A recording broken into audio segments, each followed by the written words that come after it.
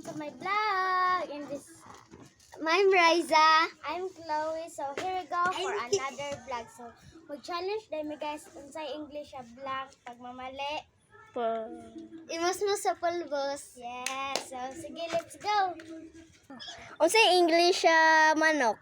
Chicken. Tama. Dito na ka. Naman to sa Ha?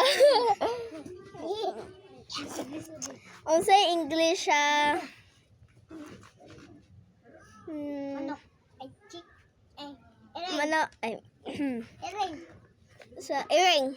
Cat. Okay na. Unsay English langgam? Bird. Tama. Sayo na ni guys, pero taon mulisod na ni. Ang ano pa? Okay. Unsay